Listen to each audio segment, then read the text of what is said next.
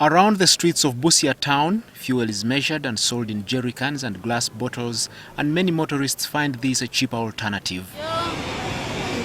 For those who cannot cross the border to Kenya to fill their vehicles, fuel is bought on the streets.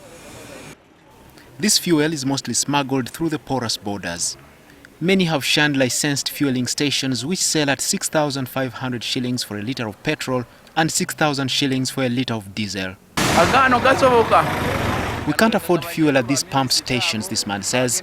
That's for ministers and government officials who use fuel cards. Kenya right now, when you're buying fuel in Kenya, it's around, depending on the exchange rate, because mostly it goes up to something like 4,500.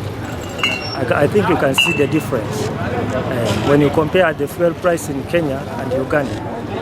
Actually, for us, we are now going to Kenya. We are no longer buying fuel in Uganda.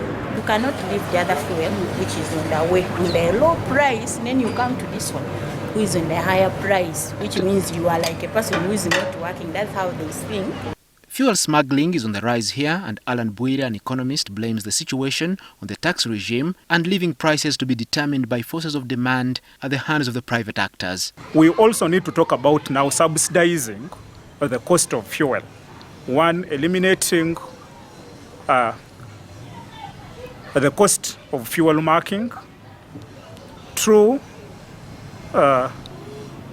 probably realigning the tax policy in terms of custom duties charged per litre of fuel.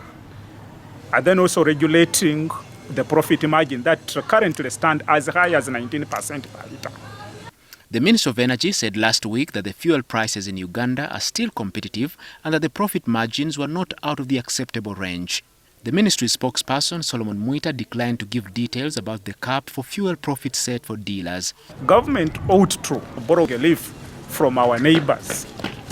But these are economic concepts that ought to be put to utilization to ensure that the common people down here are able to secure the basics of life at a relatively lower price. Government has refused to implement fuel subsidies as a short-term measure for the current economic situation, saying it would be suicidal.